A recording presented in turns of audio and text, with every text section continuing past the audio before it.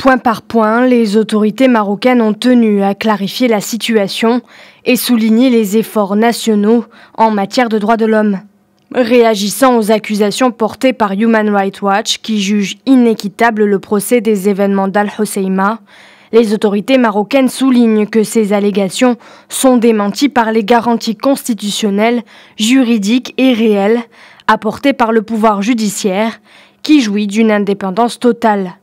Une affaire qui d'ailleurs se trouve toujours devant la justice, qui n'a pas encore dit son dernier mot.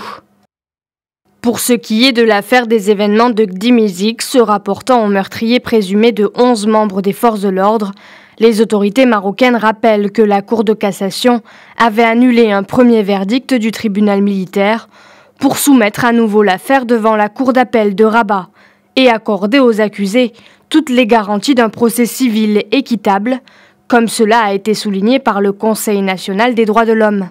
Le Conseil national des droits de l'homme qui, pour rappel, est une institution reconnue à l'échelle internationale pour remplir toutes les conditions d'indépendance et de pluralisme. Enfin, pour ce qui est de l'allégation relative à l'interdiction systématique des rassemblements dans les provinces du sud du royaume, les autorités publiques répondent que cette allégation ne se fonde pas sur des données réalistes. Et pour cause, la gestion des rassemblements non pacifiques et non autorisés se fait conformément aux lois en vigueur et aux engagements internationaux du Maroc en matière des droits de l'homme.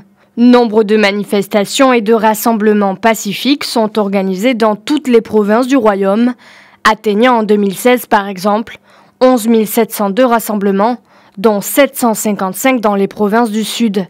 Ces rassemblements sont recensés par les commissions régionales du Conseil national des droits de l'homme dans ces provinces. En conclusion, les autorités marocaines affirment que la trajectoire du Maroc en matière de droits de l'homme, les acquis qu'il ne cesse d'accumuler et ses avancées ne peuvent être que salués par toute organisation équitable.